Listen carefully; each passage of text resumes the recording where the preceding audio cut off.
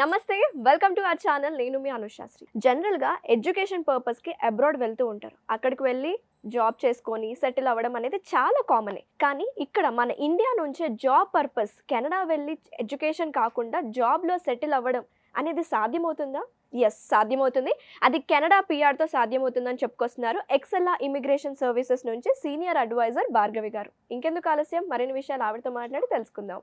నమస్తే భార్గవి గారు. ఎడ్యుకేషన్ అయిపోయిన తర్వాత మాస్టర్స్కి కావచ్చు, పిహెచ్డి కావచ్చు వెళ్తూ ఉంటారు కెనడా, ఆస్ట్రేలియా, యుఎస్ఏ. కానీ డైరెక్ట్ జాబ్ పర్పస్ అనేది కెనడాతో ఎట్లా సాధ్యమవుతుంది? అంటే పిఆర్ ద్వారా పాసిబుల్ అవుతుందని చెప్పుకొస్తున్నారు కదా, ఏంటి ఒకసారి డీటెయిల్స్ చెప్పండి. ఇప్పుడు ఏంటి అంటే మీరు అన్నట్లుగానే స్టడీ పైన వెళ్ళి అక్కడ లైక్ 1 or 2 years స్టడీ చేసుకొని దాన్ని మళ్ళీ రిటర్న్ అవ్వాల్సి ఉంటుంది. దాన్ని మనం టెంపరరీ వీసా అని అంటాము. ఇంకా అక్కడ ఉండిపోవడానికి కుదరదు. లైక్ అదేంటంటే టెంపరరీ మాత్రమే. అక్కడే ఫుల్ టైం జాబ్ చేసుకొని ఫ్యామిలీ త్రూ అక్కడ సెటిల్ అవ్వాలి అని చూసే వాళ్ళకి ఈ పిఆర్ అనేది యూజ్ అవుతుంది. దీన్నే మనం పర్మనెంట్ రెసిడెన్సీ వీసా అంటాము. ఇంకా మీరు అక్కడ జాబ్ ఎన్ని ఇయర్స్ అయినా సరే మీరు ఇంకా అక్కడ సిటిజన్షిప్ అయిపోవచ్చు. సో సెటిల్ అవ్వడానికి ఈ పిఆర్ వీసా అనేది మనకి యూజ్ అవుతుంది. ఎలిజిబిలిటీ క్రైటీరియాకి వస్తే అసలు ఎవరు ఎలిజిబుల్, ఏ ఎడ్యుకేషన్ చేసిన వాళ్ళు ఎలిజిబుల్ అవుతారు? ఇక్కడ ఎవరెవరు అసలుకి ఈ పిఆర్ పర్మనెంట్ రెసిడెన్సీ వీసాకి ఎలిజిబుల్ అవుతారు అంటే ఎవరైతే bachelors degree or masters are PhD, so minimum అయితే డిగ్రీ అనేది ఉండాలి. వర్క్ ఎక్స్పీరియన్స్ వచ్చేసి ఇన్ ఎనీ ఫీల్డ్ మనకి 2 years ఎక్స్పీరియన్స్ మినిమం ఉన్నా కానీ ఈ కెనడా పిఆర్కి ఎలిజిబుల్ అవుతారు. అండ్ దీనికి వచ్చేసి ఓన్లీ క్వాలిఫికేషన్ ఎక్స్పీరియన్స్ కాకుండా మనకి ఏజ్ లిమిట్ కూడా ఉంటుంది. అంటే ఎవరు పడితే వాళ్ళు వెళ్ళిపోవడానికి ఉండదు కదా, 50+ 60 రిటైర్మెంట్ ఏజ్ వాళ్ళకి ఉండదు. సో ఏజ్ లిమిట్ వచ్చేసి మనకి 46 వరకు పాయింట్స్ అనేవి ఉంటాయి. సో అక్కడ వరకు మనం ఎలిజిబిలిటీ చూసుకొని, సో కెనడా గవర్నమెంట్ మనకు పెట్టిన లిమిట్ ఏంటి అంటే ఎవరైతే అవుట్ ఆఫ్ 100కి 67 పాయింట్స్ మీట్ అవుతారో వాళ్ళు పిఆర్కి ఎలిజిబుల్ అవుతారు. అవుట్ ఆఫ్ 100కి 67. సో ఈ 67 పాయింట్స్ ఏం బేస్ చేసుకొని ఉంటుంది అంటే అసలు మీ ఏజ్కి ఎన్ని పాయింట్స్ వస్తున్నాయి, క్వాలిఫికేషన్కి ఎన్ని పాయింట్స్, అండ్ అసలు మీ ఏజ్కి ఎన్ని పాయింట్స్, ఇవన్నీ చూసుకొని అసలుకి ఎవరైతే 100 పాయింట్స్కి 67 మీట్ అవుతున్నారో వాళ్ళు టుడే ఇట్ సెల్ఫ్ మీరు స్టార్ట్ చేసుకోవచ్చు ప్రాసెస్. జనరల్గా చాలా మంది అంటూ ఉంటారు కదా, ఐఎల్స్ అనేది చాలా టఫెస్ట్ జాబ్ అనమాట. బికాజ్ 8,777 అనేది రావాలి. సో 8,777 రావడమే భయపడుతూ ఉంటారు, అటెంప్ట్ చేస్తూనే ఉంటారు. ఒకసారి కాదు, 2 సార్లు కాదు. మీరు ఎట్లా గైడెన్స్ ఇస్తున్నారు ఐఎల్స్ విషయంలో? ఇప్పుడు చూస్తే ఏంటంటే ఐఎల్టీఎస్ అనేది చాలా భయం, అసలుకి స్టార్ట్ చేస్తే అవ్వదు అనేది మనం చుట్టుపక్కల వాళ్ళు చెప్పేది వింటున్నాం. బట్ నేనేం చెప్తున్నా అంటే ప్రతి ఒక్కళ్ళకి 8,777 అనేది మ్యాండేటరీ కాదు. మినిమం 6 in each మాడ్యూల్ వచ్చినా వాళ్ళ ప్రొఫైల్కి సెట్ అవ్వచ్చు కొన్ని పాయింట్స్లో. ఇప్పుడు నేను ఏమంటున్నా అంటే 100కి 67 రీచ్ అవ్వాలి అంటున్నాను. సో ప్రొఫైల్ మనకి మాస్టర్స్ ఆర్ పిహెచ్డి ఉందంటే 8,777 అవసరం లేదు. మినిమం 6 in each మాడ్యూల్ వచ్చినా మన ప్రొఫైల్కి తగ్గట్టుగా ఎలిజిబుల్ అవుతాము. సో ఇక్కడ మేము ప్రొవైడ్ చేసేది ఏంటి అంటే ఐఎల్టీఎస్లో టోటల్లీ మనకి 2 types ఉంటుంది, అకాడమిక్ ఉంటుంది, జనరల్ ఉంటుంది. ఈ పిఆర్ త్రూ వెళ్ళే వాళ్ళు జనరల్స్ రాయాల్సి ఉంటుంది. ఇందులో టోటల్లీ 4 modules. అసలు మీరు ఎట్లా మాట్లాడుతున్నారు, how can you speak, and అసలు ఎట్లా వినగలుగుతున్నారు, హౌ కెన్ యూ లిజన్, ఇట్లాగా రీజనింగ్, రీడింగ్, రైటింగ్, స్పీకింగ్, ఇట్లా 4 modules ఉంటాయి. దీనికి తగ్గట్టుగా ఒక్కొక్క వీక్ ఒక్కొక్క మాడ్యూల్కి మేమే ట్రైనింగ్ ఇస్తాము. 1 monthలో మీకు ట్రైనింగ్ కంప్లీట్ అవుతుంది. అండ్ ట్రైనింగ్ అయిపోయిన వల్ల మీరు ఎగ్జామ్ రాసేయాలి, ఇట్లా ఏముండదు. లైక్ మనకి ఏంటంటే ఒక మాక్ టెస్ట్ అనేది పెడతారు. ఆ స్కోర్ వచ్చిన తర్వాత మీరు ట్రైనర్కైనా కనెక్ట్ అవ్వచ్చు, లేదు ఆ స్కోర్ మాకైనా చూపిస్తే యాజ్ ఏ కౌన్సిలర్గా లైక్ మీ గురించి మాకు ఒక ఐడియా వస్తుంది, మీరు ఫైనల్ ఎగ్జామ్ రాయటానికి రెడీగా ఉన్నారా లేదా, దాన్ని బట్టి మీరు ఫైనల్ స్లాట్ బుక్ చేసుకోవాలా, మళ్ళీ మీకు ట్రైనింగ్ అనేది కావాలా అనేది మేము సజెస్ట్ చేస్తాము.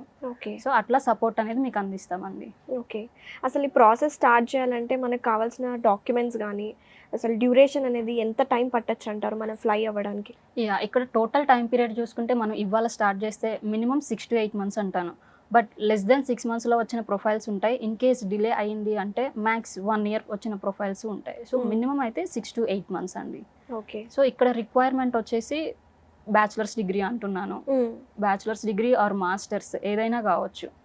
అండ్ పర్టికులర్ ఒక ఫీల్డ్లో 2 years ఎక్స్పీరియన్స్ అనేది ఉండాలి. మన వీసాలో చాలా కేటగిరీస్ ఉన్నాయి కదా, FSW అంటున్నారు, PNP, ఎక్స్ప్రెస్ ఎంట్రీ అంటున్నారు.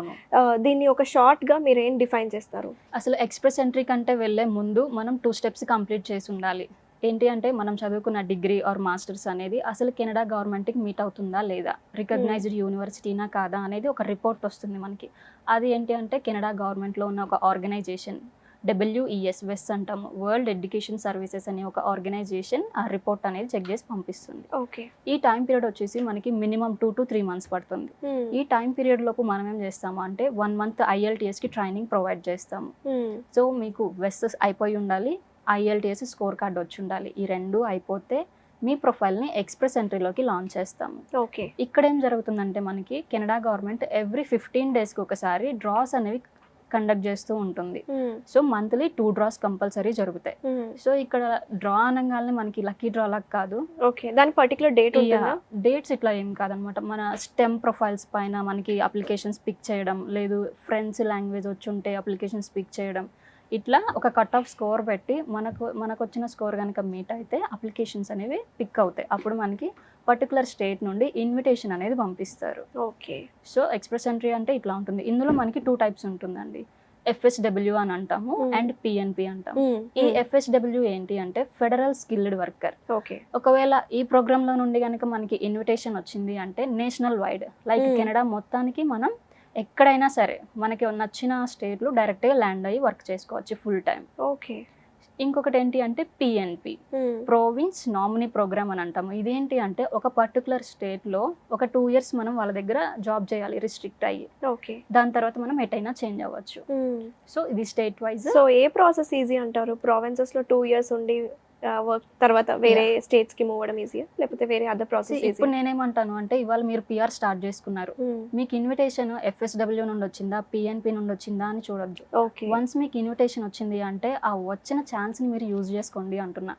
ఎందుకంటే 2 years అక్కడ ఉండి స్టే ఉండి తర్వాత మీరు ఎటైనా చేంజ్ అవ్వచ్చు. ఇన్ కేస్ మీరు నాకు పర్టికులర్ FSWని రావాలి, ఎక్స్ప్రెస్ ఎంట్రీలోని పర్టికులర్ స్టేట్ కావాలి అనుకుంటే మేబీ 1 year అవ్వచ్చేమో. లేదు ఈ PNP ద్వారా వెళ్తే 2 months లోనే మీకు రావచ్చేమో కదా. సో ఆ ఛాన్స్ అయితే మిస్ చేసుకోవద్దు అంటున్నా. కెనడా PR ప్రాసెస్ అనేది ఈజీయా టఫా? చాలా మంది భయపడుతూ ఉంటారు. సో మీరేం చెప్తారు ఒక మాటలో? కెనడా PR అయితే ఈజీ అంటానండి. ఇక్కడ నాట్ ఓన్లీ కెనడా, మేము వచ్చేసి కెనడా, ఆస్ట్రేలియా అండ్ జర్మనీ చేస్తాం. బట్ ఇప్పుడున్న ప్రెజెంట్ సిచ్యువేషన్ ఏంటంటే కెనడానే సజెస్ట్ చేస్తాము.